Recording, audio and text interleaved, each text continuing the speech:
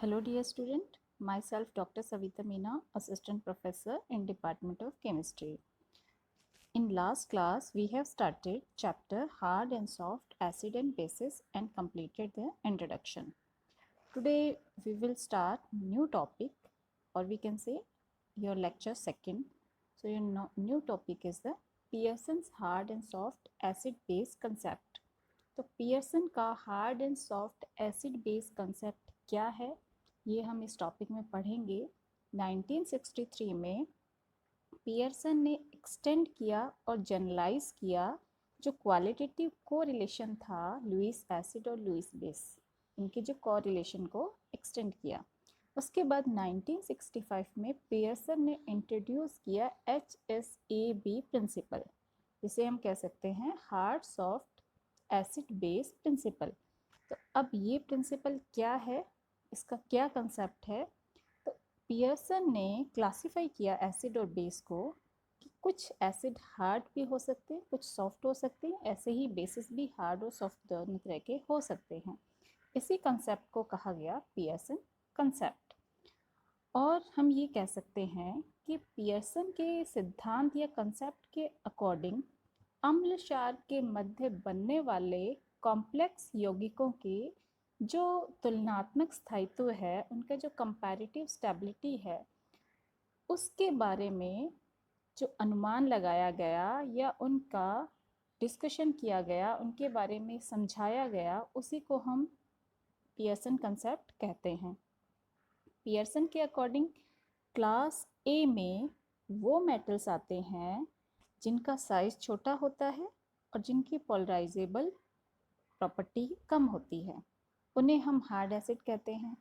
और ये hard acid generally prefer करते हैं ऐसे लिगेंड्स के साथ बॉन्ड बनाना या फिर ऐसे नॉन मेटल्स के साथ बॉन्ड बनाना जिनकी प्रॉपर्टी भी क्लास ए मेटल की जैसी होती है, मतलब उनका साइज छोटा होता है और वो भी बहुत ज़्यादा पोलराइजेबल नहीं होते हैं, इसीलिए इनको हार्ड बेस कहा गया। Next class B metal. Class B metal में उन मेटल्स को रखा गया पियर्सन के अकॉर्डिंग जिनका साइज बड़ा है और उनकी पोलराइजेबल प्रॉपर्टी अच्छी होती है, उन्हें हम कहते हैं सॉफ्ट एसिड। तो इन सॉफ्ट एसिड की या इन क्लास बी मेटल की प्रॉपर्टी होती है कि वो इजीली कंबाइन कर सकते हैं उन नॉन मेटल्स के साथ में या लिगेंड के साथ जिनका साइज और जिनका पोलराइजेबल प्रॉपर्टी सॉफ्ट एसिड के जैसे ही होती है। इसी को कहा गया है पियर्सन कंसेप्ट। अब पियर्सन का प्रिंसिपल क्या है? इसका प्रिंसिपल ये है कि यदि हम कोई कॉम्प्लेक्स फॉर्म करते हैं एसिड और बेस का, वो एसिड और बेस हार्ड भी हो सकते हैं, सॉफ्ट भी हो सकते हैं, तो उस कॉम्प्लेक्स की हम स्टेबिलिटी को प्रेडिक्ट कर सकें, उस पर्टिकुलर केमिकल रिएक्शन की जितनी भी इंफॉर्मेशंस हैं उनको हम जान सकें, तो उसको पियर्सन प्रिंसिपल के आधार पर बताया जा सकता है। 1983 में क्वालिटेटिव डेफिनेशन HSAB की दी गई।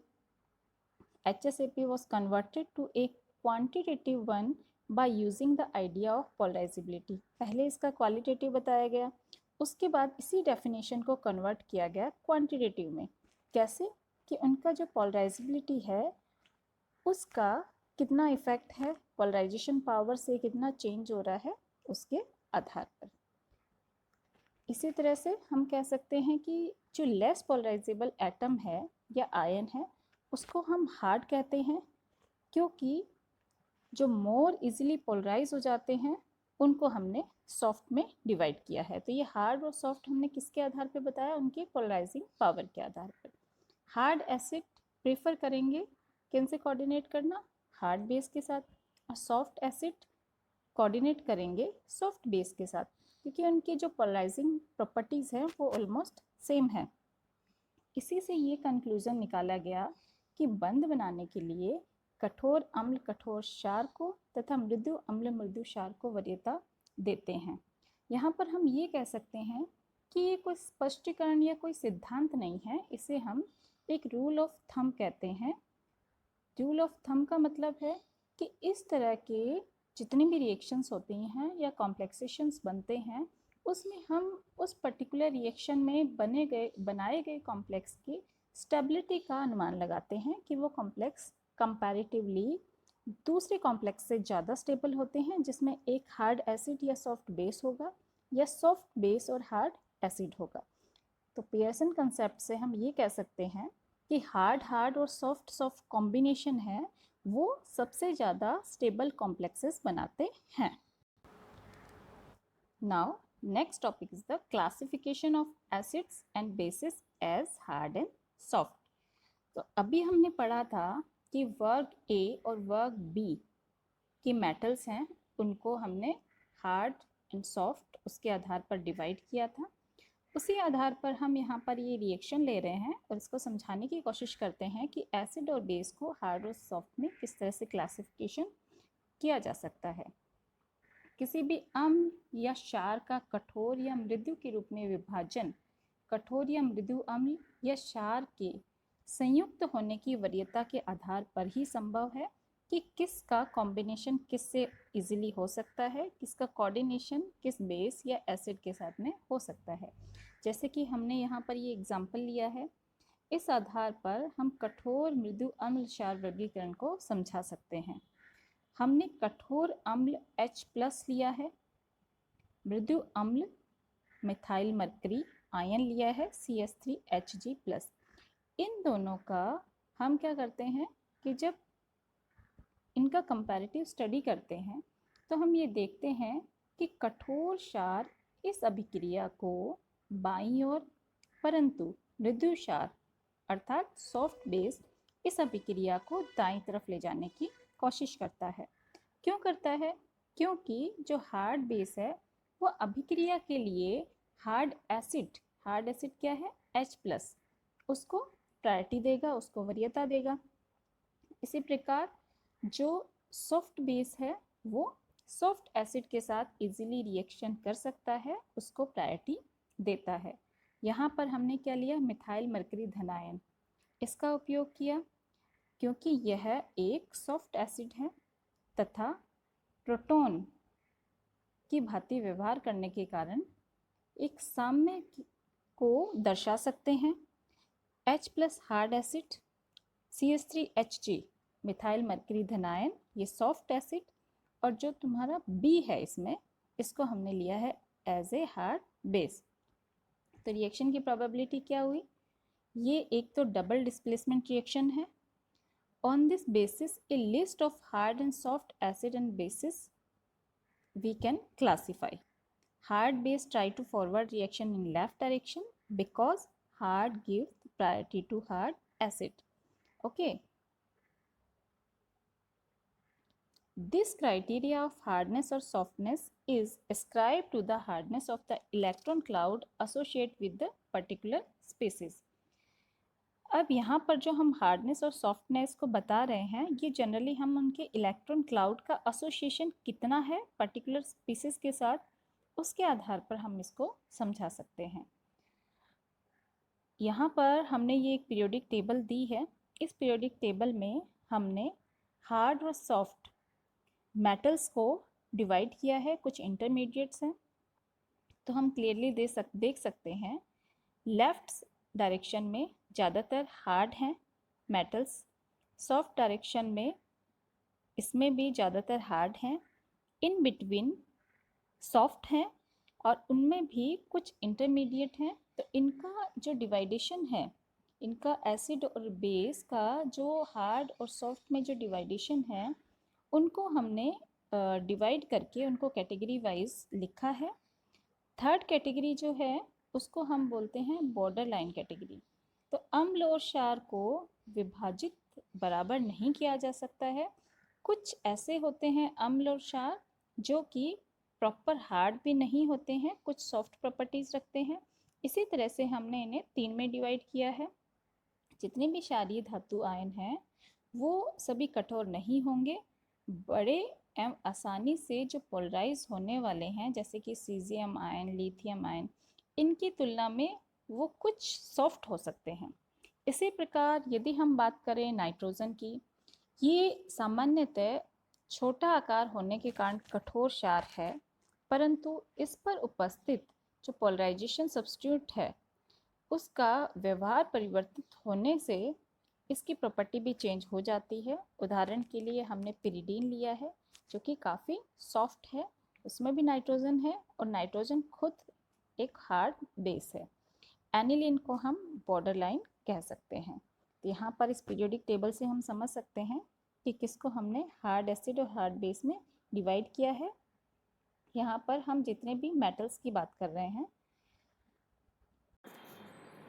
यहाँ पे हमने हार्ड एंड सॉफ्ट एसिड्स को डिवाइड किया है 3 कैटेगरी में। और ये जो एसिड बेस का क्लासिफिकेशन है इसका सोर्स हमने लिया है इस जर्नल से, R.G. पियर्सन का है, adapted from R.G. Pearson in 1968, volume 45, page number 581।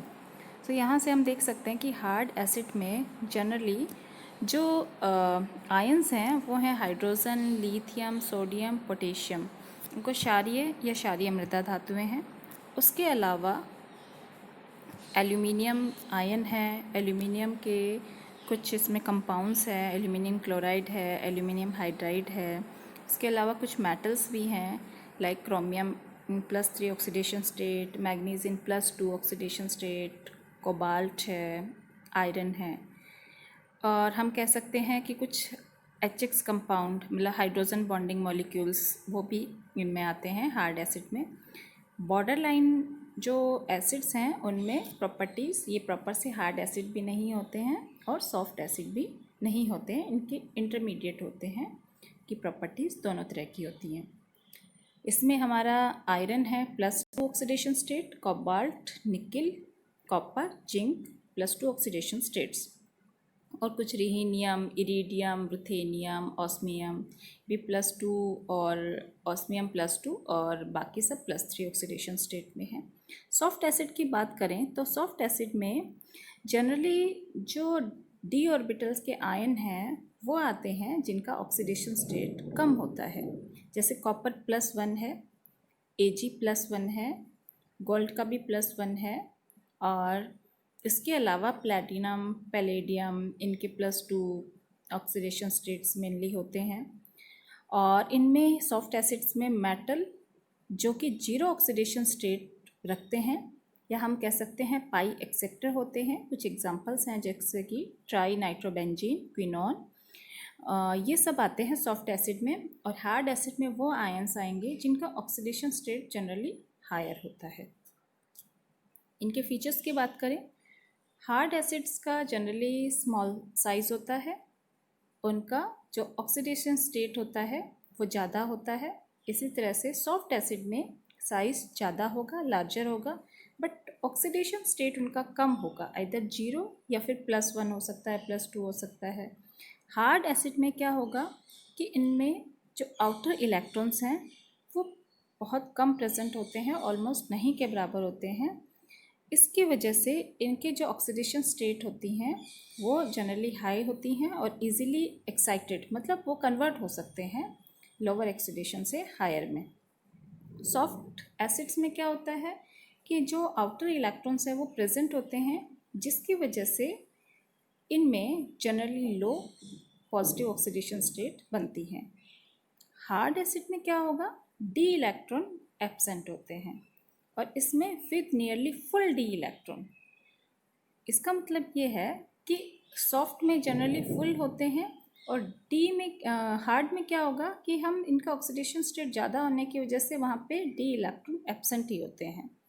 Hard acid ये जनरली लाइट मेटल आयंस होते हैं, जैसे हमने अभी एग्जांपल्स पढ़े थे। सॉफ्ट एसिड में ये हैवी होते हैं, जैसे कि हम यहाँ बता सकते हैं। हार्ड एसिड में हमारे ये आते हैं क्रोमियम, मैग्नीज, आयरन, और इसमें हमारे पास हैं कॉपर, सिल्वर, गोल्ड। इसके अलावा एक हम ये कह सकते हैं कि जितने भी हार्ड एसिड हैं उनको हम लुईस एसिड कहते हैं और इनको इजीली पोलराइज नहीं किया जा सकता है और ये प्रिफर करते हैं कोऑर्डिनेट करना with hard base. Soft acid ये भी लुईस एसिड होते हैं, इजीली पोलराइज किया जा सकता है इनको इजीली पोलराइज किया जा सकता है, हार्ड एसिड को इजीली पोलराइज नहीं किया जा सकता है, और ये भी प्रीफर करते हैं सॉफ्ट बेस के साथ में कोऑर्डिनेशन करना। नेक्स्ट, अब हम यहाँ पर डिवाइडेशन कर रहे हैं हार्ड एंड सॉफ्ट बेसिस का। इसका सोर्स भी हमने अडेप्ट किया है इस जनरल से, जो कि आर.जी. पियर्सन का है 1968 में। तो हार्ड बेस में हमारे पास वो आयंस हैं जिनका साइज़ छोटा है, सॉफ्ट बेस में वो हैं जिनका साइज़ बड़ा है, बॉर्डर लाइन में जिनका साइज़ ना बहुत छोटा है ना बड़ा है। एग्जाम्पल के लिए हार्ड बेस में फ्लोराइड है, क्लोराइड आयन है, हाइड्रोक्सिल आयंस हैं, कार्बोनेट आयंस हैं, उसके अलावा अमोनिया है, फॉस्फेट है। इसी तरह से सॉफ्ट बेस में हमारे पास आयोडाइड है जिसका साइज़ बहुत बड़ा होता है। उसके अलावा सल्फ़र के जितने भी आयंस हैं या जितने भी कंपाउंड्स हैं जनरली वो सॉफ्ट बेस में आते हैं।